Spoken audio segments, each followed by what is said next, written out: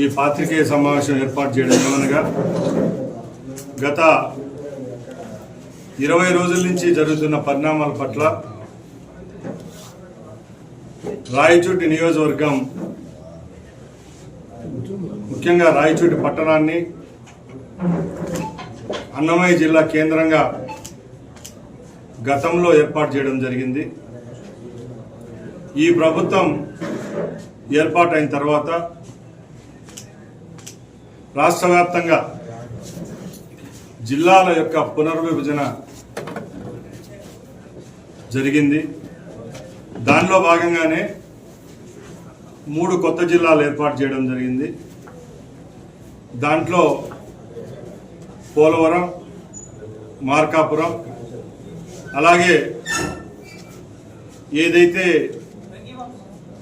గతంలో భౌగోళికంగా ఏర్పాటైన అన్నమయ్య జిల్లా విషయానికి వస్తే అన్నమయ్య జిల్లాలోని కొన్ని నియోజకవర్గాలను వేరే జిల్లాల్లో కలపడం, ముఖ్యంగా మదనపల్లి జిల్లా ఏర్పాటు చేయాలనుకున్నప్పుడు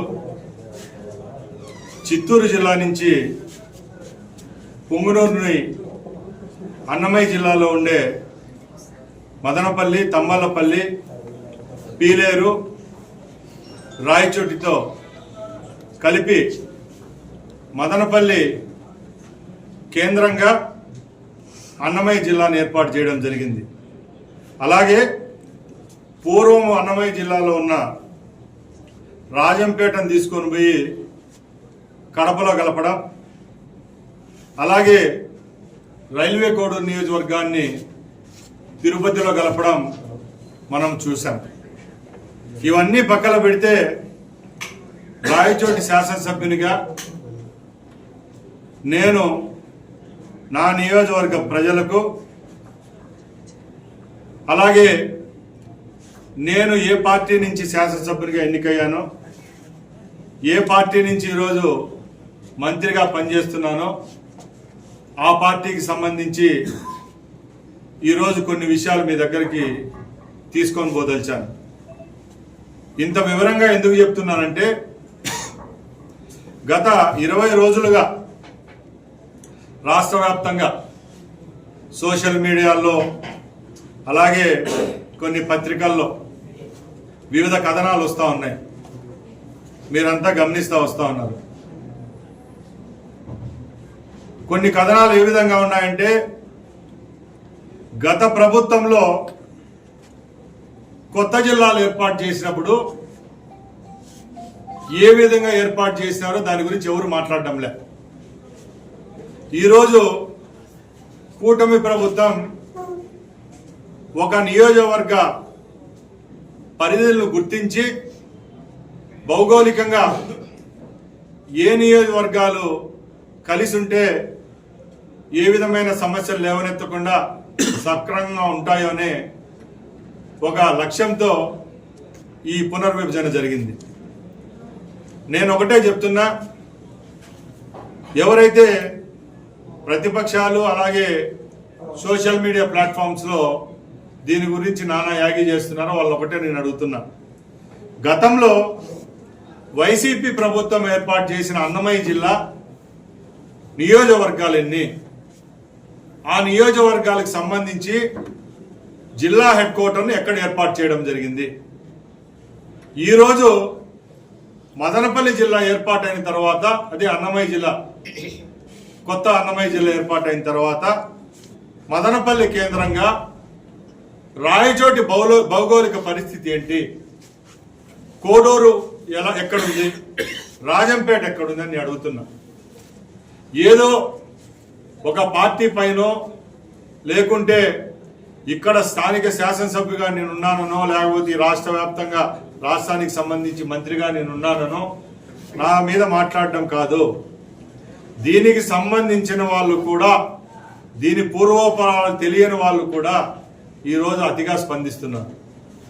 నేను వాళ్ళందరికీ ఒకటే చెప్తున్నా, ఏ నాయకుడు తన ప్రాంతం యొక్క అభివృద్ధి ఆకాంక్షలను తాకట్టు పెట్టి రాజకీయాల్లో కొనసాగలేడు. నేను కూడా చిత్తశుద్ధిగా చెప్తున్నా, నా మంత్రి పదవో లేకపోతే నా పదవిని అడ్డం పెట్టుకొని కాపాడుకునేదానికి నేను ఏ రోజు అట్ట బలిపశు అయ్యేవాడిని కాదు. కొందరు చెప్తా వస్తున్నారు, ఆ రోజు ఒక వ్యక్తి మంత్రి పదవిని కూడా త్యాగం చేసి జిల్లా ఏర్పాటు చేస్తా అని చెప్పాడు. ఆయన చెప్పాడు, ఆయన యొక్క అనుయాయులు వాళ్ళంతా చెప్తా వస్తున్నారు. నీకు ఆ రోజు మీ నాయకుడు మంత్రి పదవి ఇచ్చేవాడో కాదో నాకైతే తెలియదు. ఈరోజు మంత్రివర్గంలో ఉండి కూడా నా నియోజకవర్గానికి సంబంధించి ఏమైనా ఈ మంత్రి పదవే అడ్డం ఉంటే నాకు ఆ పదవే వద్దని ఇతని కంటే ముందు నేను మా ముఖ్యమంత్రికి చెప్పడం జరిగింది. దానికి సాక్ష్యాధారాలతో ఎవరైతే నా సహచార మంత్రివర్గ సభ్యులు ఉన్నారో వాళ్ళ దగ్గర నేను చెప్పినానో చెప్పలేదో ఒకసారి కనుక్కోవాల్సిందిగా నేను కోరుకుంటున్నా. నేను ఇక్కడెక్కడ రాజకీయం చేయడం లేదు. నేను ఒకటే మాట్లాడుతున్నా, మా ప్రాంత ప్రజలకు నిజం తెలియాలి. ఆ రోజు ఆ ప్రభుత్వంలో రాయచోటిని జిల్లా కేంద్రం ఎందుకు చేశారంటే, భౌగోళికంగా ఆ రోజు ఉన్న 6 నియోజకవర్గాలకు సెంటర్గా ఉన్న రాయచోటిని జిల్లా కేంద్రంగా చేయడం జరిగిందే తప్పక ఎవరు మంత్రి పదవుల్లో త్యాగం చేయలేదు, ఎవరు ఏ విధమైన ఉద్యమాలు చేయలేదు. ఈ రోజున్న పరిస్థితులు బట్టి ఎవరైతే రాజంపేట నియోజకవర్గం చెందిన వాళ్ళు అయితేనే, అలాగే కోడూరుకు సంబంధించిన వాళ్ళు అయితేనే, మిగతా ఈ పక్కలుండే 3 నియోజకవర్గాలు పీలేరు, తంబలపల్లి, మదనపల్లికి సంబంధించిన వాళ్ళు ఎక్కడ ఏకవాక్య తీర్మానం చేశారని అడుగుతున్నా. ప్రతి ఒక్కరూ వారి ప్రాంతాల యొక్క మాటను నిలబెట్టుకునేదానికి పనిచేశారే తప్పక ఎక్కడ ఎవరు ఏకవాక్యం మీద ఎవరైనా పనిచేశారని నేను అడుగుతున్నా. అలాగే నేను చెప్తున్నా, ఈరోజు వైఎస్ఆర్సీపీ వాళ్ళు మాట్లాడుతున్నారు, మీ నాయకునికి చిత్తశుద్ధి ఉంటే ఇక్కడ ఉన్న మాజీ శాసనసభ్యుడు మాట్లాడడం కాదు, మీ అధినాయకుడు ఆ రోజు ఎవరైతే రాయచోటిని జిల్లా కేంద్రం చేశానని చెప్పాడో ఆ వ్యక్తి నేను రాయచోటి జిల్లా కేంద్రంగా చేశాను, ఈరోజు మదనపల్లికి ఎందుకు మార్చినారని మదనపల్లికి సంబంధించిన వాళ్ళను, పీలేరుకు సంబంధించిన వాళ్ళను, తంబలపల్లికి సంబంధించిన వాళ్ళను, పొంగునూరుకు సంబంధించిన వాళ్ళను, రాజంపేటకు సంబంధించిన వాళ్ళను, కోడూరుకు సంబంధించిన వాళ్ళను చెడ్డ చేసుకుంటారా అని అడుగుతున్నా. ఇది కేవలం రాయచోటి నియోజకవర్గానికి సంబంధించిన ఇష్యూ కాబట్టి ఇక్కడ వాళ్ళు మాట్లాడితేనే దీని మీద న్యాయం ఉంటుందే తప్పక ఈరోజు మదనపల్లి ఏర్పాటు చేసిన తర్వాత వైసీపీ పార్టీ నాయకులు ఎవరైనా మదనపల్లి వద్దు రాయచోటి ముద్దని అనే రాష్ట్ర నాయకుడు ఎవరన్నా ఉన్నాడని అడుగుతున్నా. కేవలం రాయచోటిలో ఉండే ప్రజల యొక్క మనోభావాలతో ఆడుకోవడమే తప్పక ఎక్కడ దీంట్లో చిత్తశుద్ధి ఉందని అడుగుతున్నా. నేను నా మీద నిందలేస్తా వచ్చారు. ఒక శాసనసభ్యునిగా, ఒక మంత్రిగా నా ప్రాంతానికి సమస్యలు ఏమనెత్తిందని చెప్పి ఆ రోజు నీ కన్నీళ్లు పెట్టుకోవడం జరిగింది. దాన్ని కూడా వ్యంగ్యాస్త్రాలు నా మీద వేయడం జరుగుతూ వచ్చింది. నేను వైసీపీ నాయకులకు చెప్తున్నా, ఇది ఎమోషనల్ ఇష్యూ, నా ప్రాంతానికి సంబంధించిన ఇష్యూ కాబట్టి నేను అదేం చిన్నతనం అనుకోలేదు. ఎక్కడ వైసీపీ నాయకులు కూడా ఛాలెంజ్ విసురుతున్నా. ఆ రోజు రాజశేఖర రెడ్డి గారు చనిపోయినప్పుడు ఇదే జగన్మోహన్ రెడ్డి గారు తండ్రి ముఖ్యమంత్రి హోదాలో చనిపోతే నేను కూడా ఆ పార్టీలో ఉన్నప్పుడు 10 రోజులు సంతాప దినాలుండి దీనికంటే 10 ఇంతలు బాధపడిన క్షణాలు ఉన్నాయి.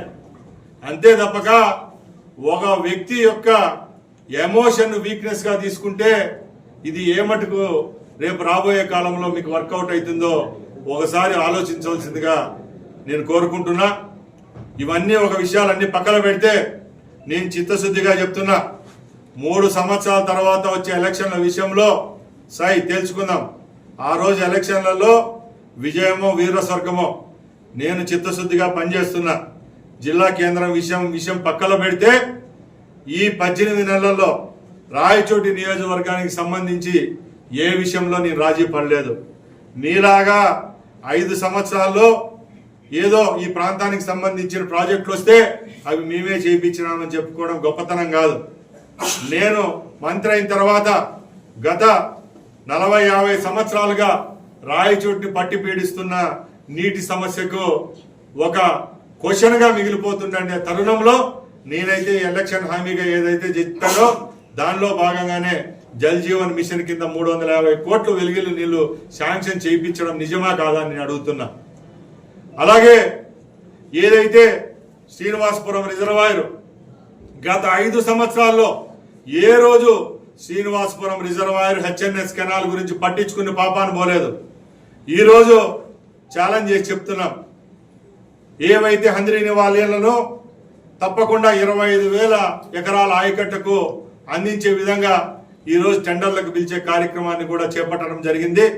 దానిలో భాగంగా సుమారుగా 370 కోట్ల రూపాయలతో నిధులను తీసుకొని వచ్చి రేపు నెలలో టెండర్లు కూడా పెట్టి ఉంచడం జరుగుతూ ఉంది.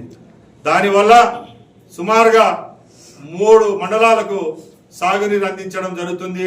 అలాగే చుట్టుపక్కల ఉండే 25 కిలోమీటర్లకు భూగర్భ జలాలు పెంచుకునే పరిస్థితి ఏర్పాటు అవుతుందని తెలియజేసుకుంటున్నా. ఎక్కడ నాలో చిత్తశుద్ధి లేదని అడుగుతున్నా. రాయచోటి నియోజకవర్గంలో ఎప్పటి నుంచో రెవెన్యూ సమస్యలు ఉన్నాయి. గత ప్రభుత్వంలో ఇక్కడున్న ప్రజలకైతేనేం, ఇక్కడుంటే రైతులకైతేనేం, వ్యాపారస్తులకైతేనేం ఎక్కడ కంటి మీద కునుకు లేకుండా చేసిన ప్రభుత్వం వైసీపీ ప్రభుత్వం అయితే, ఈ ప్రభుత్వం ఏర్పాటైన తర్వాత ప్రతి ఒక్క రోజు అనుక్షణం రైతుల పక్షాన పనిచేస్తున్నాం. ఎక్కడెక్కడ ఆ రోజు తప్పులు దొల్లాయో ఆ తప్పులన్నింటినీ సరిదిద్దుకునే విధంగా ఈ రోజు రెవెన్యూ వ్యవస్థను ప్రక్షాళన చేస్తా వచ్చాం. అలాగే రాయచోటికి సంబంధించి ఎక్కడ ఏ విషయంలో చిత్తశుద్ధిగా పనిచేయలేదు అని అడుగుతున్నాం. ఎందుకంటే ఈరోజు తాగునీరు విషయంలో చిత్తశుద్ధిగా ఉన్నాం, సాగునీరు అందిస్తున్నాం. అలాగే గ్రామసీమల్లో సీసీ రోడ్ల నిర్మాణం దగ్గర నుంచి ఎవరైతే అగ్రికల్చర్కి సంబంధించి ముఖ్యంగా ఈరోజు సుమారుగా 850 గోషెడ్లను శాంక్షన్ చేయించడం జరిగింది. అలాగే ఎన్ఆర్ఈజీఎస్ లో గత ప్రభుత్వంలో కేవలం వైసీపీ నాయకుల యొక్క దాహానికి అలాగే వాళ్ళ కకృతికి ఎన్ఆర్ఈజీఎస్ ఉంటే ఈ రోజు చిత్తశుద్ధిగా అన్ని గ్రామాల్లో ఎన్ఆర్ఈజీఎస్ అందే విధంగా నిజమైన లబ్ధిదారులకు ప్రతి ఒక్క రోజు కూలి అందించే విధంగా మేము చిత్తశుద్ధిగా పనిచేస్తున్నాం. అలాగే నేను ఒకటే చెప్తున్నా, రాయచోటి నియోజకవర్గానికి సంబంధించి ఎక్కడ వేమరపాటు లేదు. ప్రతి ఒక్క రోజు నియోజకవర్గ సమస్యల మీద పోరాడుతూ ఉన్నాం. 100 పడకల హాస్పిటల్లో ఈరోజు 50 పడకలు పెంచాం. మీరే చూస్తున్నారు, ఇప్పటికే 40% పని కేవలం 4 నెలల్లోనే పూర్తి అవ్వడం చేయడం జరుగుతూ ఉన్నింది. అలాగే రాయచోటి ఏదైతే రింగ్ రోడ్డుకు సంబంధించి సుమారుగా 14 కిలోమీటర్ల రింగ్ రోడ్డు ఏ విధంగా రెడీ చేశామో ఒకసారి చూడవలసిందిగా కోరుకుంటున్నాం. అలాగే మదనపల్లి రోడ్డు అలాగే రాయచోటికి సంబంధించి ఏదైతే హైవే రోడ్డు ఉందో అక్కడ యాక్సిడెంట్లు ఎక్కువ జరుగుతూ ఉంటే అక్కడ కూడా ఫ్లైఓవర్ నిర్మాణానికి కూడా ఈరోజు పనులు చేపట్టడం జరిగింది. 7.5 కోట్ల రూపాయలు వెచ్చించి రాయచోటికి జిల్లా కేంద్రాల్లో ఏ విధంగా ఉంటుందో ఇండోర్ స్టేడియాన్ని ఏర్పాటు చేసే విధంగా కూడా టెండర్లకు పిలిచే కార్యక్రమం కూడా పూర్తి చేయడం జరిగింది. ప్రతి ఒక్క విషయంలో ప్రతి ఒక్క డిపార్ట్మెంట్కి సంబంధించి ఎక్కడ ఏ విధమైన సమస్యలు లేవనెత్తకంగా చిత్తశుద్ధిగా పనిచేస్తూ వస్తున్నాం. అలాగా మేము పనిచేస్తా ఉంటే ఈరోజు మా గ్రహపాటో లేకపోతే మనకు భౌగోళికంగా లేవనెత్తిన సమస్య వల్ల జిల్లా కేంద్రం తరలించారు. తరలించిన తర్వాత కూడా మేము ఈరోజు మా మీద ఎవరైతే నిందలేస్తున్నారో వాళ్ళకంటే ఎక్కువ బాధపడడం జరిగింది. దానికోసం ఈరోజు కేంద్రాన్ని తరలించిన తర్వాత ఈరోజు ఉద్యమాలు చేస్తాం, సుప్రీంకోర్టుకు పోతాం, హైకోర్టుకు పోతాం అంటున్నారు. నేను ఒకటే అడుగుతున్నా, మీకు నిజంగా చిత్తశుద్ధి ఉంటే ఈరోజు మీరు ఎవరైతే కౌంటర్ ఫైల్ చేశారో ఆ కౌంటర్ ఫైల్ కూడా మీ అధ్యక్షుడు మీ ముఖ్యమంత్రి మాజీ ముఖ్యమంత్రి జగన్మోహన్ రెడ్డి గారు మాకు మదనపల్లి వద్దు రాయచోటి ముద్దని చెప్పి రాయచోటి అన్నమయ్య జిల్లాగా కేంద్రంగా కొనసాగిస్తామని చెప్పి ఆయన తరపున మీరు కౌంటర్ వేయగలుగుతారా హైకోర్టులో కానీ పైకోర్టులలో కానీ నేను అడుగుతున్నా. కేవలం ఇది రాయచోటి నియోజకవర్గ సమస్యగానే చూస్తున్నాం మేము. తప్పగా మీలాగా రాష్ట్ర వ్యాప్తంగా రాయచోటి ఎమ్మెల్యేనో రాయచోటి నుంచి గెలుపొందిన మంత్రినో మీరు ఒక భూతంగా చూపించి నా మీద యాగి చేయడం మంచిది కాదు. అలాగే కొందరు నాయకులు ఉన్నారు, నాకు సంబంధం లేని నాయకులు, నేను ఏ రోజు వాళ్ళకు నాకు ఏ విధమైన సమస్య లేవు అలాంటి నాయకులు కూడా సోషల్ మీడియాలో పోస్టులు పెట్టడం, మీకు పోస్టులు రేటింగుల కోసమో లేకపోతే మీరు హైప్ చేసుకోవడమో లేకపోతే మీ జగన్మోహన్ రెడ్డి దగ్గర మెప్పు కోసమో ఒకసారి మాట్లాడితే చూస్తాం, రెండోసారి మాట్లాడితే చూస్తాం తప్పక మాకు మీకంటే గట్టిగా మాట్లాడే వాక్చాతుర్యం ఉంది. మీకంటే అన్ని విషయాల్లో కూడా మేము కూడా ముందే ఉన్నాం. తప్పకుండా ఇలాంటి విషయాలు ఇలాగే కొనసాగితే తప్పకుండా నేను స్పందించేదానికి ముందుంటానని తెలియజేసుకుంటూ, అలాగే చిట్ట చివరిగా ఒకటే చెప్తున్నా, కేవలం రాయచోటి నియోజకవర్గ ప్రజల్లో మభ్యపెట్టో లేకపోతే ఇంకోసారి శాసనసభ్యుడు అయ్యేదానికి నేను ఈ మాటలన్నీ చెప్పడంలే. నేను ఈ రోజు కూడా చెప్తున్నా, నేను కష్టపడి పనిచేస్తాను. 3 సంవత్సరాల తర్వాత ఎన్నికలప్పుడు ఎవరు గెలుస్తారో ఎవరు ఓడతారో ఆ రోజు చూసుకుందాం. ఇప్పుడు ఈ 3 సంవత్సరాల్లో తప్పకుండా రాయచోటి నియోజకవర్గాన్ని అన్ని విషయాల్లో ముందుకు తీసుకొని పోతాం. దీనికి సంబంధించిన రేపు రాబోయే కాలంలో ఏ విధమైన పొరపాట్లు లేవనెత్తకుండా గౌరవ ముఖ్యమంత్రి గారితో అలాగే మా యువ నాయకులు లోకేష్ బాబు గారితో చర్చించడం జరిగింది. రాయచోటికి సంబంధించి అన్ని ఇన్స్టిట్యూట్స్ ఏవైతే ఒక జిల్లా కేంద్రానికి ఏ విధమైన హంగులు ఉంటాయో ఆ విధంగా ఇక్కడ ఏర్పాటు చేస్తామని చెప్పి వాళ్ళు కూడా హామీ ఇవ్వడం జరిగింది. ఈ రోజు మేము ప్రతిపక్షాలు స్పందించారనో ప్రతిపక్షాలు నా మీద విమర్శలు వేస్తున్నాయని చెప్పి వాళ్ళ దగ్గర నేను ఏదో కౌంటర్ ఇవ్వాలని పాత్రికేయ సమావేశం ఏర్పాటు చేయడం లేదు. తప్పకుండా మా ప్రాంతం యొక్క అభ్యున్నతి నాకు లక్ష్యం కాబట్టి తప్పకుండా రాయచోటి ప్రజలకు చేదోడు వాదోడుగా ఉంటాం. తప్పకుండా వాళ్ళ అభివృద్ధిలో వాళ్ళ యొక్క ఆకాంక్షలు నెరవేరేదానికి నేను పనిచేస్తానని సభాముఖంగా తెలియజేసుకుంటూ సెలవు తీసుకుంటున్నా.